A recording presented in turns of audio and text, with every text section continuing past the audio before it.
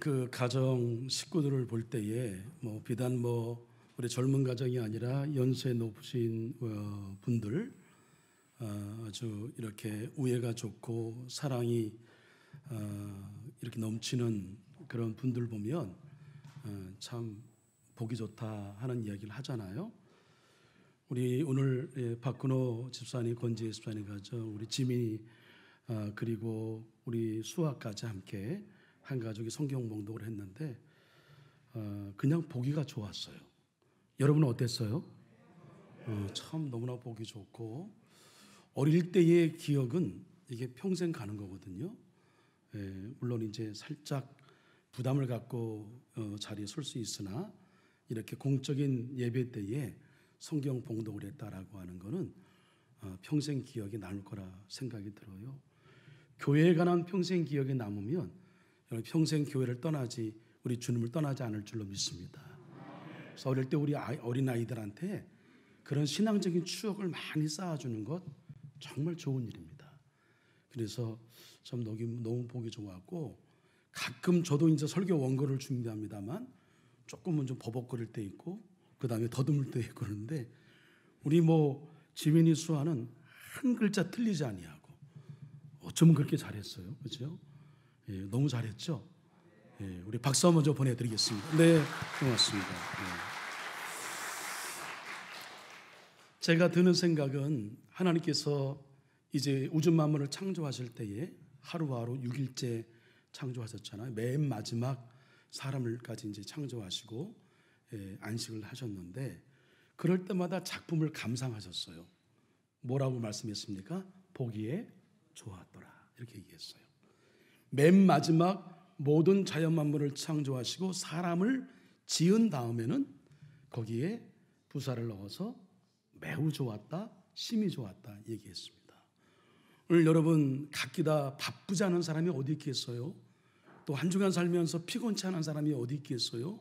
그런데 그런 모든 걸 다 뒤로 하고 오늘 거룩한 주일에 예배를 드림이 우리의 삶의 우선이라고 하는 신앙 고백으로 특별히 우리 연세 높으신 분들은 신앙의 뿌리가 계시지만 우리 젊은 청년들, 젊은 학생들은 사실은 이 주일날 이 시간에 여기 깨어 있다는 자체가 사실은 이게 어려운 일이거든요. 그럼에도 불구하고 이 예배의 자를 지키신 모습을 바라볼 때에 제가 보기에도 보기 좋은데 우리 하나님 보시기에 어떨까 생각이 드는데 아마도 그런 평을 하시지 않을까 싶어요. 보시기에 심히 좋았더라. 보시기에 매우 좋았더라.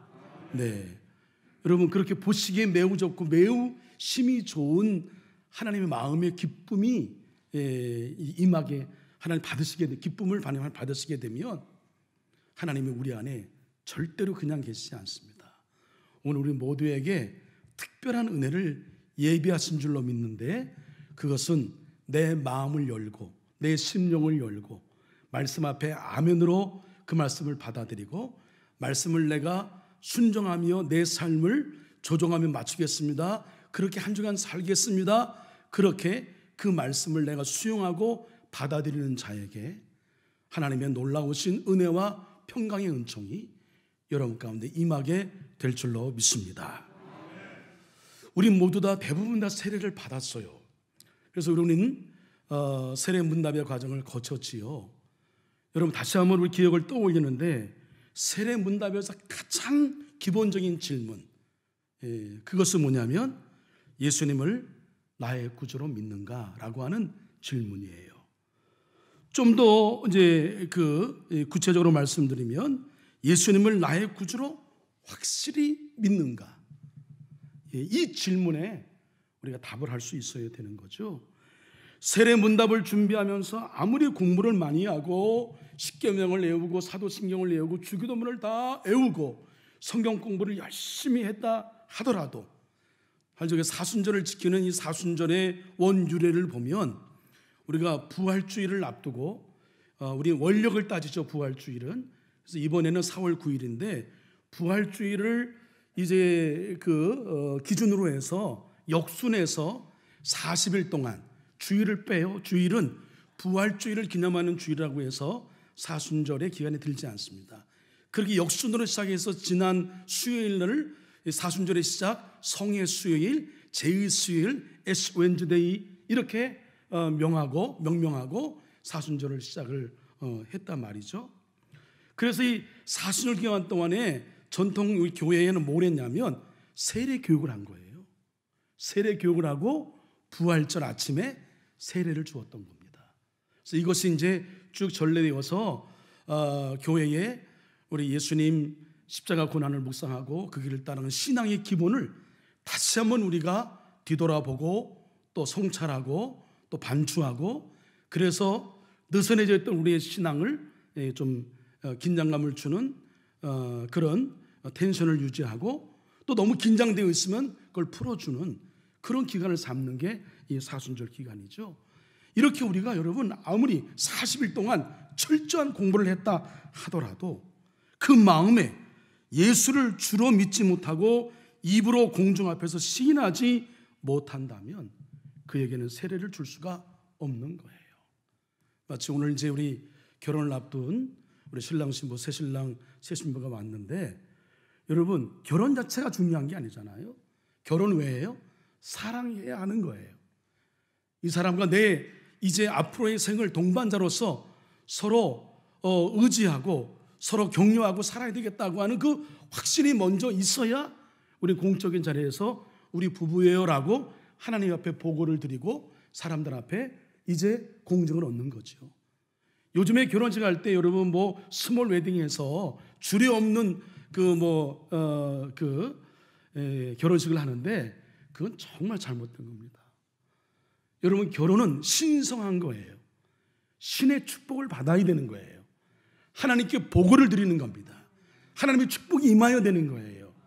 그래서 여러분 결혼 예식할 때에 자녀들 물론 뭐 이러저러한 의견을 우리가 존중합니다만, 결혼은 결혼 잔치의 신성함에 대한 의식이 깨지니까 그냥 쉽게 헤어지는 거예요. 쉽게 약속을 어기는 거예요. 예? 여하튼 그런 신성한 결혼식에 반드시 점검해야 될 것은 뭐냐면 사랑하느냐. 사랑하지 못하면 결혼식에 있다 하더라도 다시 생각하고 봐야 돼요. 4주 후에 봅시다 해야 돼요. 예. 웃으라고 한 얘기인데 저희 교회 충청도 분이 더러 많이 계셔서 집에 가서 웃으실 줄로 믿고, 예. 그랬어요. 세례 자체가 중요한 것이나 세례에 예수님을 나의 구주입니다라고 하는 우리의 신앙적인 고백 없으면 여러분 세례는 의미가 없는 거예요. 어쩌면 내가 받은 세례는 이런 고백에 근거하지 않았다고 한다면 여러분 다시 한번 점검해야 할 겁니다. 일제 강점기와 공산당에 의해 통치되던 시기의 세례 문답의 내용은 이러했을 거예요. 예수 믿다가 잡혀서 감옥에 가고 고문을 당한다 하여도 예수를 믿겠는가? 이겁니다. 여러분 더 나아가서 이따가 말씀드리겠습니다만 초대교회에는 예수님 믿는 것 때문에 부당한 이익을 빼앗기고 부당하게 대우를 받고 사람들한테 멸시천대를 받고 심지어 감옥에 가고 심지어 죽음을 당할 수 있음에도 불구하고 예수님을 당신의 주인으로 모시겠습니까? 이런 질문이에요. 그래서 예수님이 제자들에게 어느 날 물으셨어요. 나를 사람들이 누구라 하느냐? 가이사라 빌립보는 갈릴리 북쪽에 있는 황제의 이름을 딴 도시로, 요즘 말하면 신도시, 뭐 한때 일산도 신도시였고 분당도 신도시였고 요즘에 박경희 장로님 사시는 동네 동탄도 이제 신도시처럼 신도시예요. 예, 최고의 문화와 규모를 자랑하는 아주 세련된 도시가 가이사라 빌립보입니다.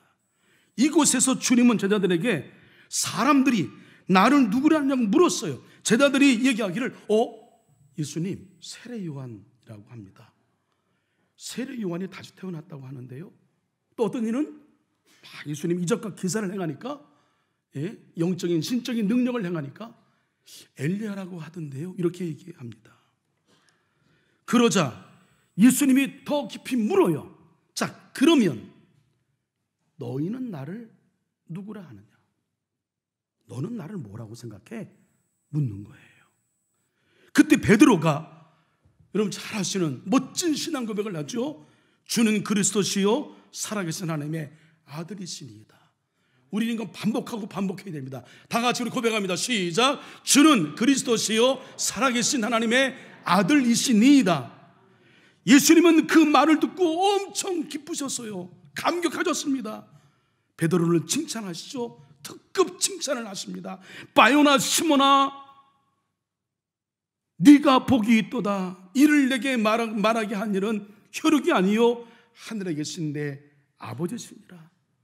야, 이 고백은 너의 지식, 너의 어떤 자의적인 동의를 위해서 한 것이 아니라 이건 하나님 아버지가 마음을 심어주신 거야. 예? 너의 마음 가운데에 지금으로 말하면 성령께서 너의 마음을 심어주신 거야 라고 하는 그런 뜻인 거죠. 아마도 계속해서 이제 방송 때문에 저 악기가 이렇게 파열음이 있어서 그걸 하러 온 것 같죠. 그죠? 예. 그러니까 여러분, 예. 그렇죠. 그 스네어, 그렇지. 예. 우리 강전사님이 아주 뭐 꼼꼼해요. 예. 자, 이건 이제 앞으로 우리 송팀들을 참고해서 예. 그거 우리 하도록 했으면 좋겠는데 수고 많았어요. 우리 이런 일은 처음입니다만 수고한 우리 강전사 박수 한번 하겠습니다. 네. 자기에 주어진 이 책임에 대해서 아주 책임을 다하려고 하는 우리 강전사 참 좋습니다. 자, 주님께서 베드로의 신앙 고백을 들으시고 뭐라고 말씀하셨냐면 그 신앙 고백 기초 위에 교회를 세우겠다 이렇게 말씀했습니다. 여러분, 초대교회 교회라는 공동체는 그냥 건물이 지어진 게 아니에요. 예수님을 향한 신앙 고백 위에 세운 건물이 그 교회입니다. 교회를 가리켜서 에클레시아라는 말을 써요. 그것은 예수를 주로 고백하는 사람들이 모인 무리들, 그게 에클레시아예요. 여러분, 죄송합니다. 우리가 교회에 모였어요. 예수님과 나와 상관이 없어요. 여기는 십자가 달려있고 뭐 전통적인 교회의 모습을 갖고 있지만 그것이 없다면 이 교회는 아닙니다. 그러나 이런 외형적으로 교회의 모습을 갖추지 않았다 하더라도 상가 건물을 빌려서 예배를 드린다 하더라도 그 기초가 기본이 신앙 고백의 근거에서 세워진 교회라고 한다면 그게 진정한 교회인 거죠. 무엇을 말해요? 우리의 신앙도 이 신앙 고백 위에 기초 위에 근거해야 한다는 얘기예요. 이거 없으면 죄송합니다. 4대째 모태 신앙이라도 아무 의미가 없습니다. 이거 없으면 여러분, 내가 장로요, 예? 내가 여러분 권사요, 심지어 내가 전도사요, 내가 목사요, 아무 의미가 없습니다. 아무것도 아닌 거예요. 그래서 우리는 그리고 이 근거에 의해서 우리는 천국 가고 천국 못 가는 천국의 열쇠가 바로 신앙 고백이라고 하는 거죠. 그래서 제가 여러분 죄송합니다만 잊을만 하면 구원에 관한 말씀을 전할 거고요. 여러분 잠시 느슨해질만 하면 제가 다시 한번 구원에 관한 말씀을 드릴 터인데 제 한석교회 담임목사로 책임이 있습니다. 적어도 제가 담임목사로서 책임지는 한석교회 모든 성도는 모두 다 천국에서 만나야 될 줄로 믿습니다. 천국에 올라왔는데 누구 없어? 누구 없네? 이러면 안 된단 말이에요. 다 모두 다 천국에 올라와서 영생을 누리는 삶에 여러분 그 영생을 누리는 영원한 기쁨의 자리에 우리 한서의 성도님들이 다 합격하여 저 천국 대학 천국에 다 오르셔야 제가 책임을 다하는 거예요. 이건 여러분 사적 감정, 내 개인적인 감정, 교회에 대한 어떤 사적인 어떤 편견, 여러분 목사에 대한 어떤 선입적인 편견 이런 거 다 여러분 내려놓아야 합니다. 그거 건드는 게 사단 마귀예요. 그거 뒤로 하고요. 오늘 말씀 앞에 나다스를 여러분 아주 냉정하고 냉철하게 점검해서 이거 놓쳤으면 지금이라도 여러분 이거 붙들면 우리는 사는 거예요. 할렐루야. 지금 이거 붙들면 우리는 천국 가는 거예요. 예? 그래서 그런 나의 편견, 선입견, 선입관 이런 모든 것들을 다 내려놓고 오늘 하나님의 음성으로 여러분보다 주의 음성을 듣기를 바라고 오늘 인사드리러 온 신랑 신부도 여러분 결혼 때문에 왔지만 저는 앞으로 우리 교회에 이 신앙 고백으로 왔으면 좋겠어요. 결혼을 앞두고 인사하는 것도 좋지만 사실은 그건 예의입니다만 그러나 가장 근본적인 것은 진정한 새 가정을 이루는 진정한 축복은 예수님 믿는 가정이 돼야 진정한 축복을 받고 하나님이 지켜주실 줄로 믿습니다. 그래야 되는 거예요. 예? 그래서 오늘 본문의 말씀에 이 신앙 고백에 관한 주제를 다루고 있는데, 이 믿음의 고백에 있어서 중요한 두 가지를 말씀하고 있는데, 한번 우리의 신앙과 한번 이렇게 비교해 봐서요, 적용해 봐서 내가 뭘 바로 세워야 될지, 뭘 버려야 될지, 뭘 고쳐야 될지를 여러분 생각해 보시기 바랍니다. 첫째로 이 신앙 고백에 중요한 두 가지 의미가 있는 것은 마음으로 믿는다는 거, 이거 중요합니다. 오늘 본문에서 사도 바울은 마음으로 믿으면과 마음으로 믿어라는 표현을 사용합니다. 또 하나님께서 그를 죽은 자 가운데서 살리신 것을 내 마음에 믿으면 구원을 받으리라. 그리고 사람이 마음으로 믿어 의에 이르고, 9절 10절 말씀이죠.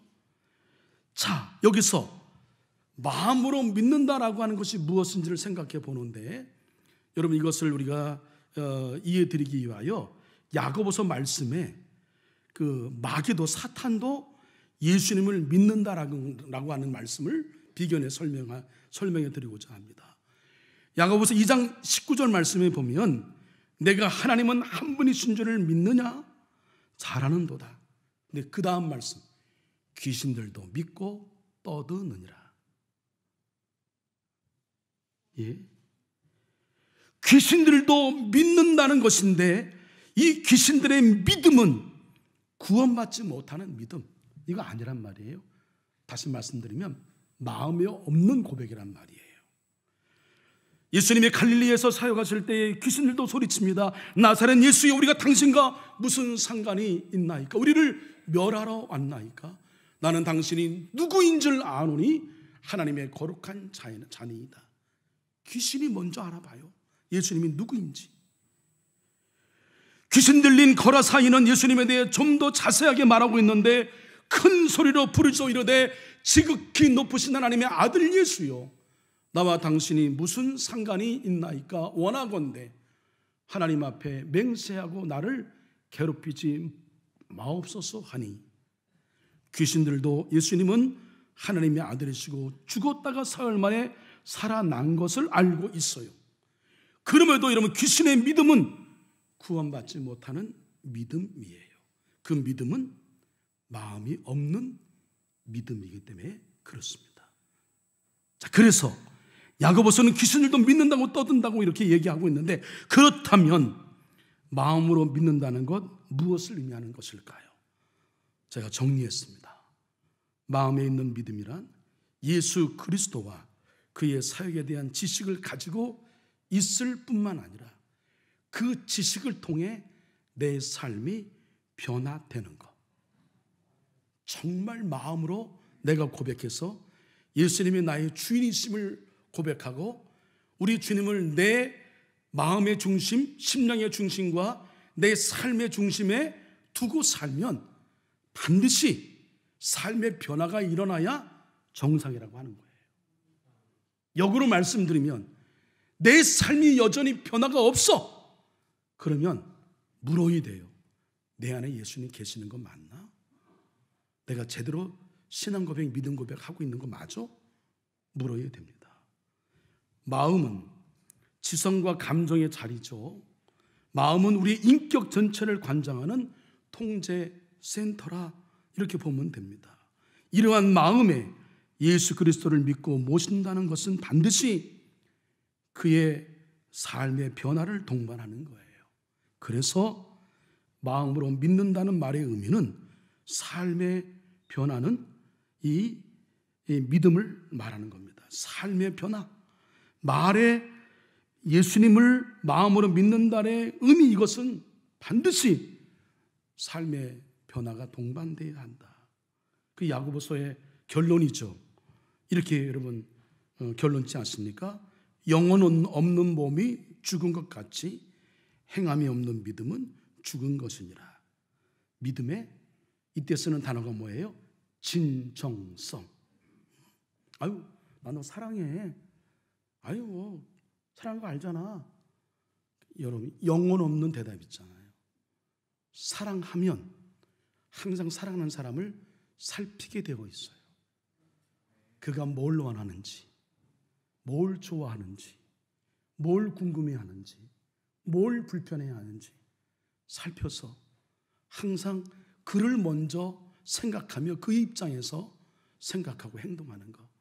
이게 여러분 진짜 사랑인 거죠. 우리가 믿는 여러분 그런 믿음의 내용은 뭐예요? 예수님을 믿어요라고 하는, 예수를 뭘 믿는 거예요? 마음으로 믿는 거 뭘 믿는 겁니까? 예수 그리스도의 십자가와 부활에 대한 고백이에요. 십자가와 부활.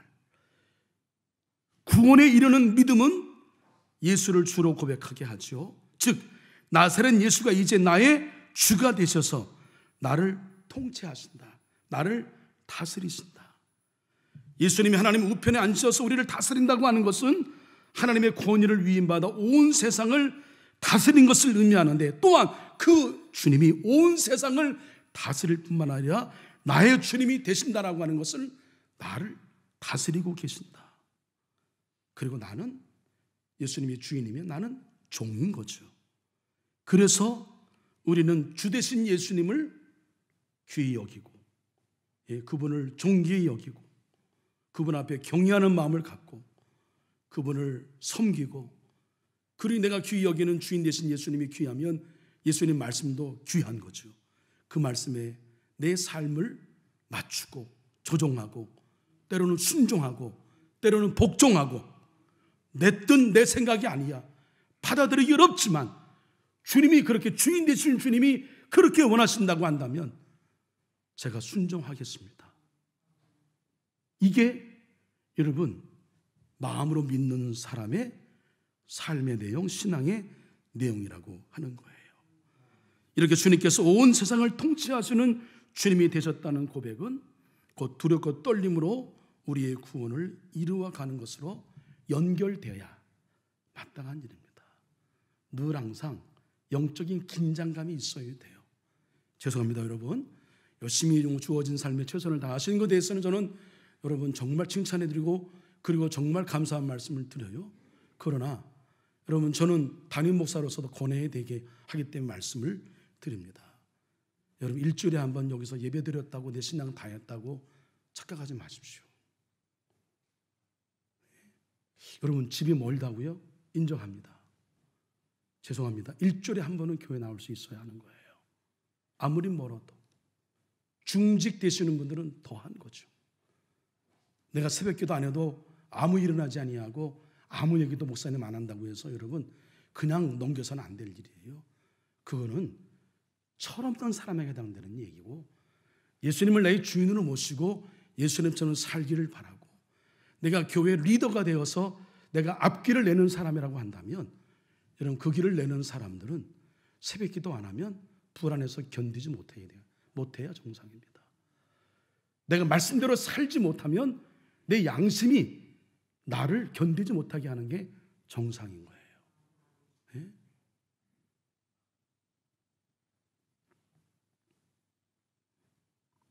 그러니까 그런 마음을 가지니 오늘 기도로 깨어 있어야 되고, 말씀으로 무장되어 있어야 하고, 그리고 두렵고 떨림으로 구원을 이루어가니 점점 우리가 예수님처럼 변화되는 거죠. 그거를 신학적인 용어로 존 웨슬리가 뭐라 그랬습니까?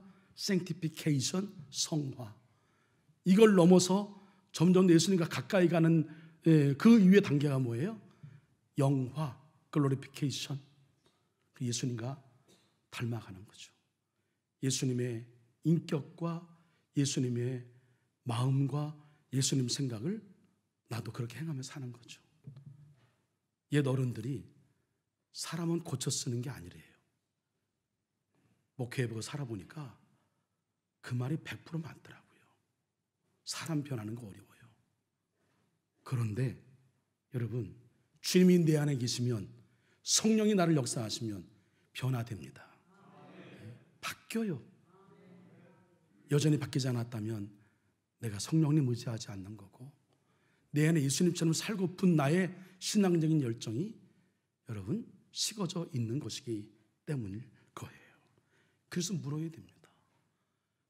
십자가, 내가 예수님으로 인하여 구원받았고 예수님이 그 십자가가 나의 삶의 중심이 되고 있는가.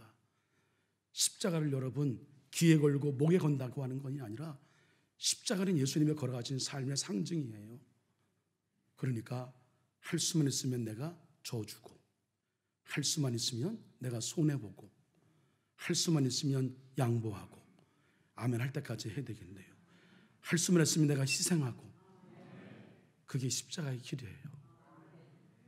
할 수만 있으면 높아지려고 하고, 할 수만 있으면 다른 사람 비난하고 비판하고 평가하고 판단하고, 내 마음에 들지 않는다고 너무 쉽게 함부로 여러분 예의 없이 얘기를 하고, 죄송합니다. 내 안에 예수님이 십자가가 작동이 되어야 되는 거예요. 뭔가 문제가 있는 거예요.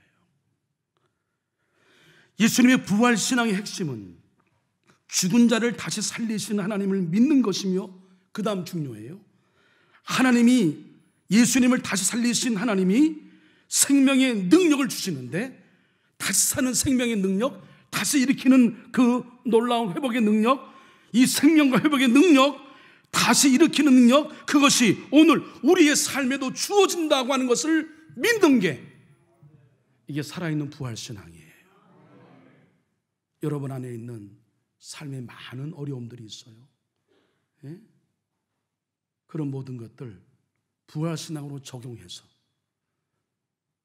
부활하신 주님이 다시 일어나신 것처럼 우리의 가정도, 우리 애도, 우리의 사업도 일어나리라. 예? 광야의 길이 나고 사막의 강물이 나는, 도저히 인간으로 상상할 수 없고 생각할 수 없는 그런 놀라운 일들, 이게 살아나는 역사예요. 부활의 역사입니다. 이 사실을 믿는 게 오늘 우리 가운데 일어날 것을 믿는 것이 부활신앙이에요.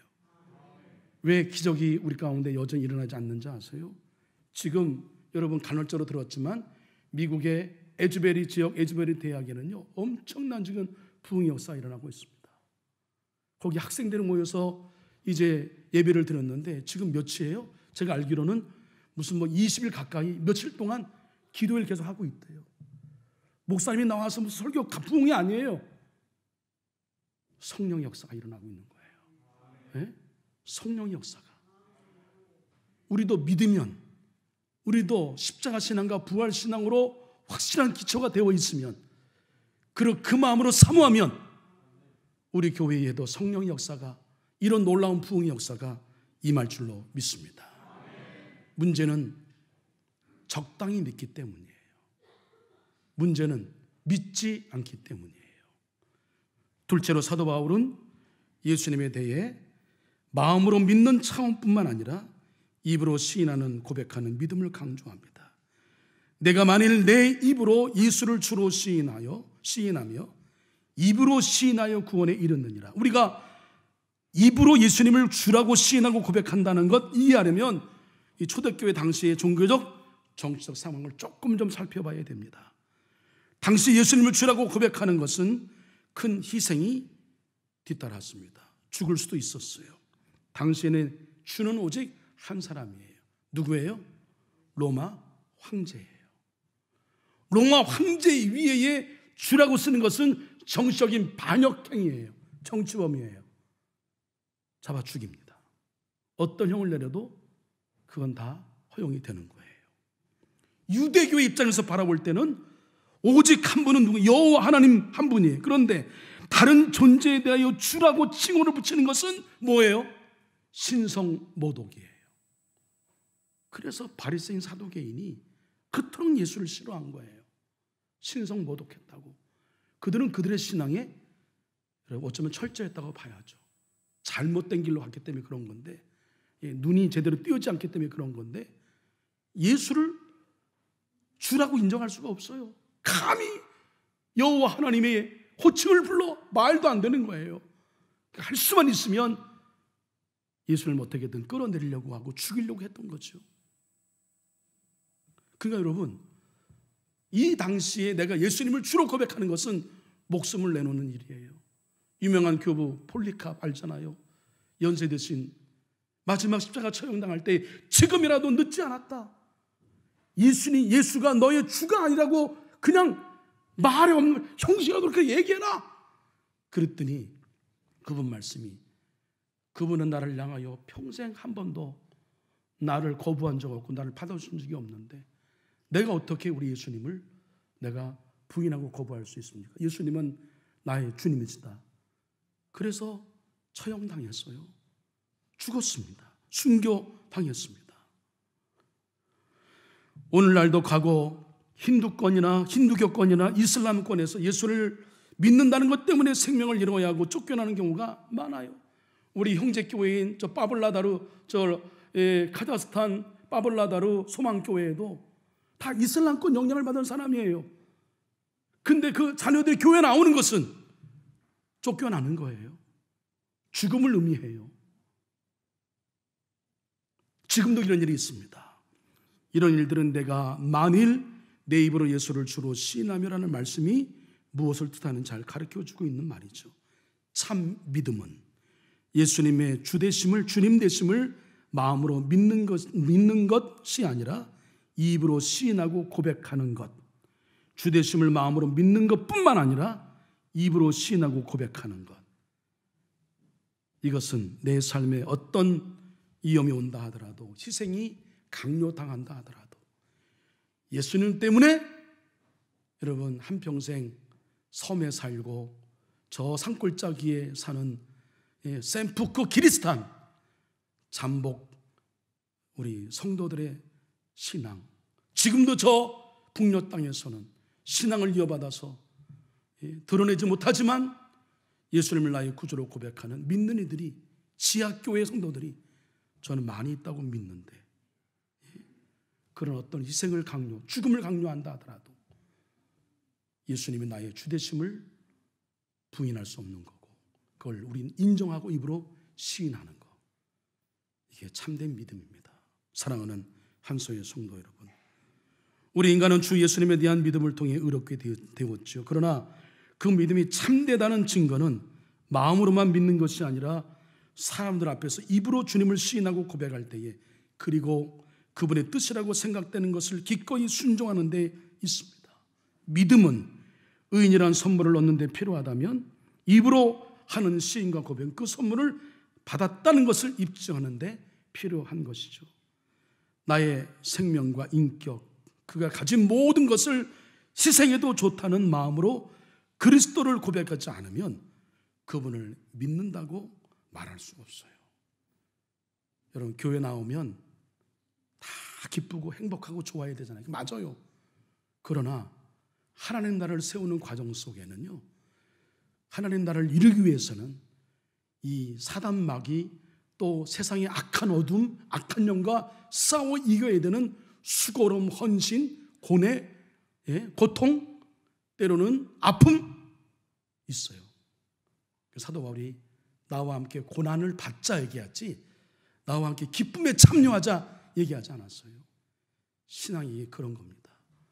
우리가 신앙생활 하면서 우리 부족하기 때문에 교회 안에 이러저런 것 때문에 근심, 걱정, 염려, 때로는 당하지 않을 여러 가지 많은 일들을 당할 수 있지만 그 길이 십자가의 길이에요. 그 길이 믿는 길인 겁니다. 수시로 점검해 봐야 합니다. 이것이 우리의 신앙의 본체요 본질이기 때문에 그렇습니다. 그래서 잊을만 하면 반복해서 이 말씀을 전할 것이에요. 다 얻어도 이것 없으면 헛된 삶, 헛된 신앙을 한 것이기 때문에 그렇습니다. 몇 대째 이어오는 모태신앙이라고요? 여러분, 장로님, 권사님이라고요? 그리고 나는 구제도 하고 헌신도 하고 11조 헌금 다 했고 섬기는 일 앞장섰고 희생 다 했다고요? 그것이 내 기초신앙의 고백이 아니면, 그것에 근거되지 않으면 아무것도 아닙니다. 인격 수양은 되겠죠. 다른 사람에게 오 괜찮아 보여 박수는 받겠죠. 내 스스로 내 의를 여러분 세울 수는 있겠죠. 그러나 주님에게는 아무 의미가 없습니다. 그래 묻습니다. 여러분은 예수님을 누구라 생각하십니까? 예수님을 나의 구주로 확실히 믿습니까? 예수님 믿는 것 때문에 그 어떤 부당하고 억울한 일을 당한다 하더라도 여러분 참아냅니까? 믿음을 지키시겠습니까?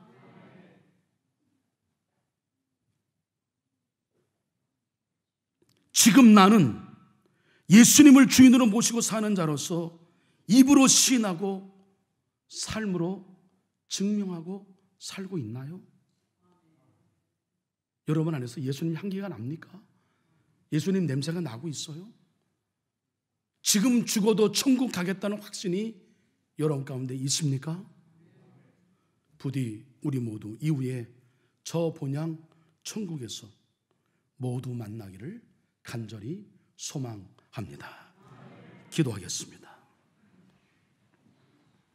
오늘 한석교회 담임 목사인 저를 통하여 주님이 우리 한석교회 성도 모두에게 묻고 계십니다. 너희는 나를 누구라 생각하느냐? 나를 구주로 확실히 믿고 있느냐? 그것을 입으로 시인하며 살고 있느냐? 예수님을 믿는 것 때문에 억울한 일 당해도 참고 있느냐? 예수님이 내 안과 내 삶의 주인으로 계시는 것을 삶으로 증명하고 있느냐? 그렇게 한평생 믿어 온 열매가 있는 것이냐? 천국에 올라올 준비는 되어 있는 것이냐?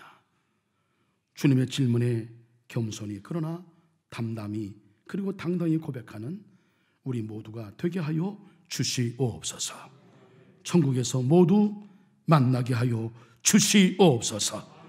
죽으시고 부활하셔서 우리의 구주와 임마누엘 주 되신 예수 그리스도의 이름으로 기도합니다. 아멘.